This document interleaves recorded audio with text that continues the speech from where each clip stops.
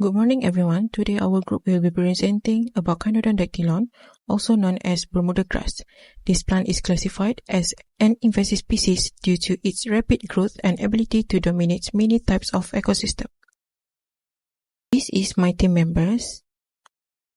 This project provides an overall evolution of Cynodon dactylon Bermuda grass by examining its background, ecological impacts, economic significance, and the challenges it poses as an invasive species. Introduction.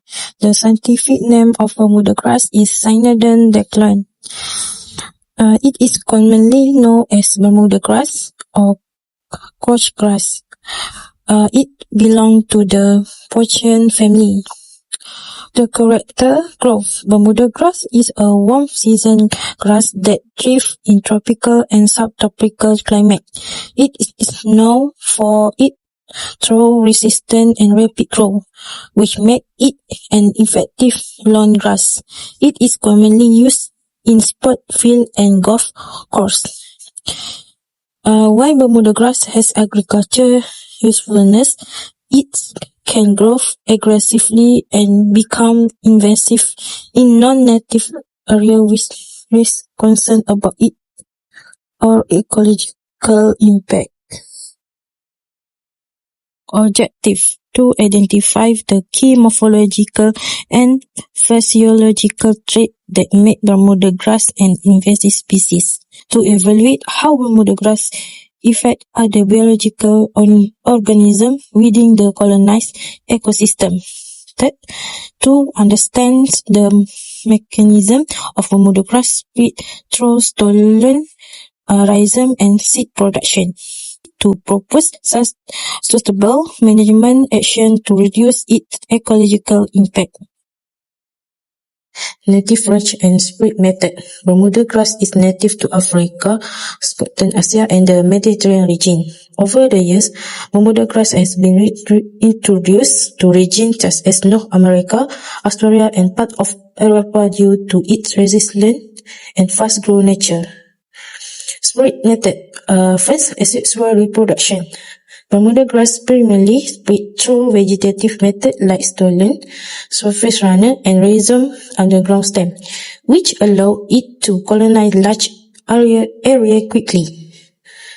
Second, sexual reproduction. Although it produces seeds during its flowering stage in summer, seed propagation is less effective for rapid colonization compared to vegetative growth.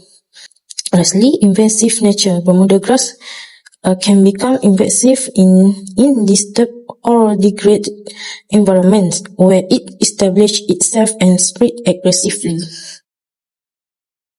Growth mechanism. Stolon are horizontal stems that grow above the ground. Spreading from the main plant, this stolon root at the node, allowing Bermuda grass to create denser mat that spread quickly across the ground. Next, rhizome are underground stems that grow horizontal and can extend several meters away from the main plant. This rhizome help Bermuda grass regenerate even after above ground parts are removed or damaged. For control and eradication measures, there are three types of control, which are mechanical, biological, and chemical. For mechanical control, it is a treatment that physically inhibits plant growth.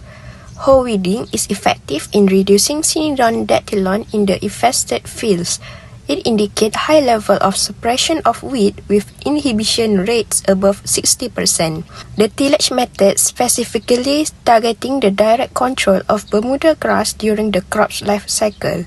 It has not been used when it consisted in general soil preparation because indirectly affects the weed control. The pictures show hand weeding and hoe weeding as the example of mechanical control. Next, biological control. It is a treatment using biological agents such as insect herbivores and pathogens into an area that has been infested.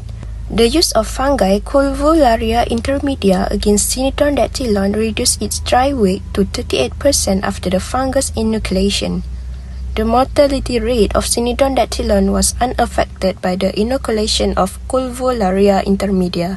The picture shows insect herbivores such as grasshopper and fungi Culvularia intermedia as the method of biological control. And the last one, chemical control.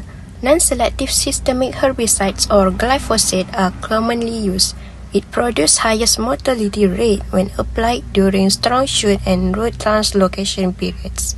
The applications are repeated during the active growth. Metabolic resistance mechanisms such as cytochrome P450 genes can confer tolerance to multiple herbicide chemistry. The picture shows glyphosate and cytochrome P450 as the example. Ecologically, this species grows very aggressively and forms dense mats that outcompete native plants, reducing the biodiversity. Its thick root system also alters soil structures and often creates monocultures which disrupt the natural habitats.